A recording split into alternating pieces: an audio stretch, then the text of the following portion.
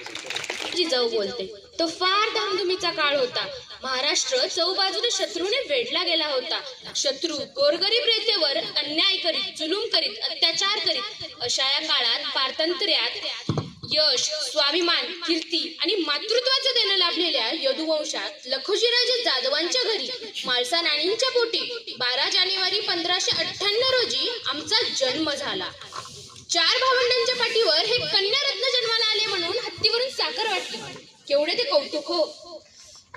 आजच्या माझ्या बहिणींनो, मातांनो, तुम्ही स्वतः किती जणी तुमच्या मुलीचं स्वागत खुल्या मनाने करता? हत्तीवरून साखर वाटण्याचा काळ गेला हो, पण खुल्या मनाने मुलींचं स्वागत करणाऱ्या माताही खूप कमी. ही खंत आज मी व्यक्त करते.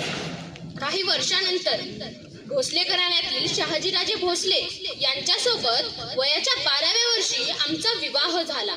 19 फेब्रुवारी 1630 रोजी शिवबांचा जन्म झाला. आम्ही शिवबांना रामाच्या, भीमाच्या, कृष्णाच्या गोष्टी सांगत युद्धकला, राजनीती, न्यायनिवाडा आणि रयतेच्या कल्याणाचे संस्कार दिले. नंतर शिवबा शूरवीर झाले. त्यांनी स्वराज्य निर्माण केलं.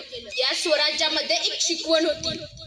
अंगणातील तुळस, गोठ्यातील गाय आणि घरातली माय यांच्यावर जर कोणी वाकडी नजर टाकली तर त्यांची गय केली जाणार नाही. धन्यवाद.